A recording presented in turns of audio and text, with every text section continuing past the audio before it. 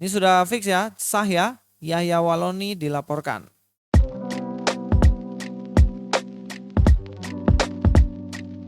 Assalamualaikum, selamat datang kembali di channel ini guys. Kali ini saya akan membahas kembali tentang Ustadz Yahya Waloni. Kali ini guys, Ustadz Yahya Waloni kembali lagi dilaporkan ke polisi.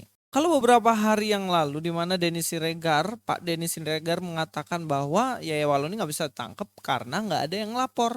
Nah sekarang Ustadz Yahya Waloni sudah dilaporkan secara resmi dan fakta guys. Jadi tidak ada alasan lagi untuk polisi tidak menangkap atau setidaknya memanggil Ustadz Yahya Waloni ini. Mau nggak mau ya harus dipanggil, sudah ada laporan yang resmi. Lalu bagaimanakah isi laporannya? Ya kita langsung aja cek beritanya guys. Di sini dikatakan dianggap nistakan Injil, Yahya Waloni dilaporkan ke Bareskrim Polri. Itu beritanya ada di newsdetik.com. Selasa tanggal 27 April 2021 jam 23.59 WIB ya. Hampir-hampir jam 12 malam nih kayaknya. Bareskrim Polri. Lalu bagaimana sebenarnya isi dari berita itu? Apakah ini hanya hoax? Berita hoax yang mana Ustadz Yahya laporkan atau memang ini sebenarnya fakta? Mari kita langsung lihat aja. Jakarta, Ustadz Yahya dilaporkan ke Bareskrim Polri oleh komunitas masyarakat cinta pluralisme soal dugaan penistaan agama terhadap Injil. Yahya dinilai ya menista agama dalam ceramah yang menyebut Bible itu palsu. Laporannya dilaporkan oleh komunitas ya pecinta pluralisme, yang mana masyarakat pluralisme yang artinya masyarakat itu beraneka ragam. Ada yang Kristen, ada yang Islam, Hindu, Buddha, dan komunitas ini melaporkan Yahya Waloni ini.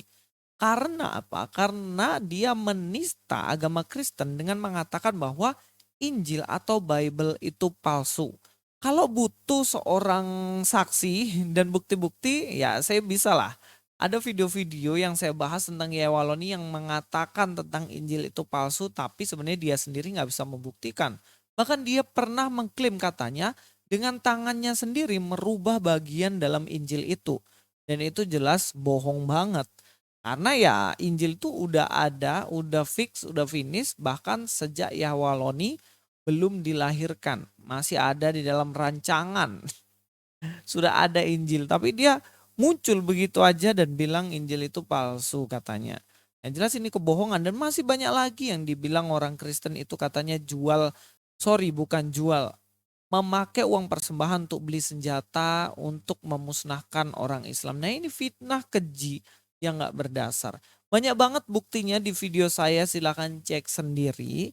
Dan kita lanjut aja dulu. Laporan tersebut tertuang dalam laporan polisi LP nomor LP garing B garing 0287 garing 4 garing 2021 garing Bareskrim. Yahya Waloni dilaporkan dengan dugaan kebencian atau permusuhan individu atau antar golongan SARA pada Selasa 27 April 2021. Kalau sudah ada nomor pelaporannya jelas ini fakta dan ini memang benar-benar terjadi.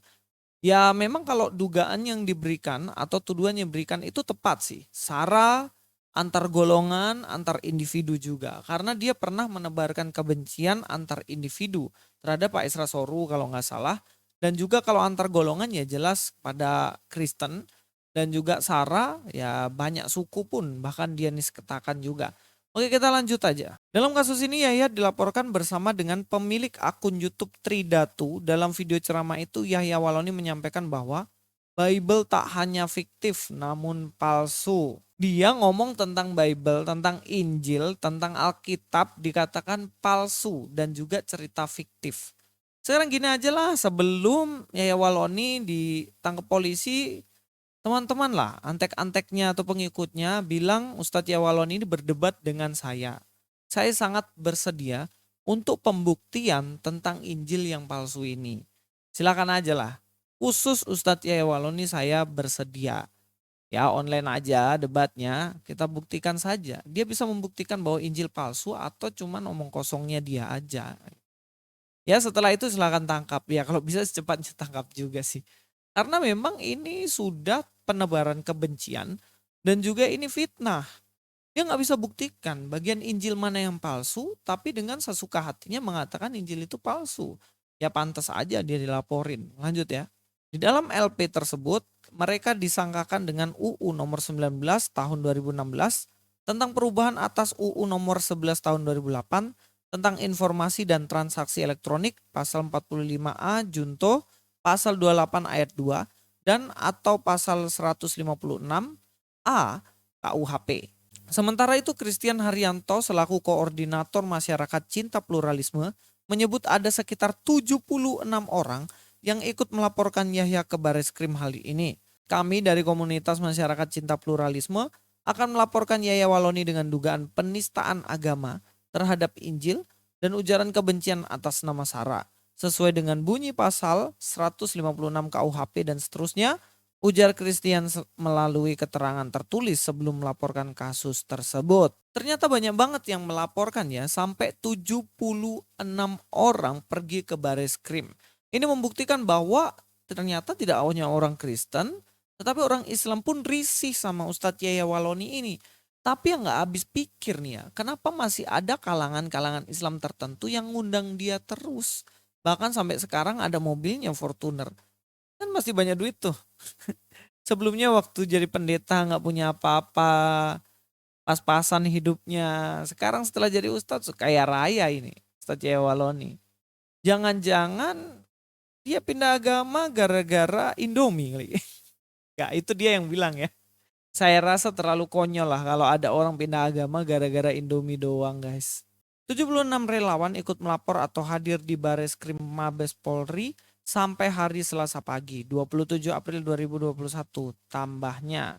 Sekarang mari kita cek, benarkah pelaporannya ini ada secara resmi begitu atau cuman isu doang? Ternyata ada nih guys. Ini adalah surat resmi yang mereka buat kepada Mabes Polri yang melapor di sini atas nama Andreas Benaya Rehiari. Beliau lahir tahun 1972, oh sudah sepuh juga ini ya.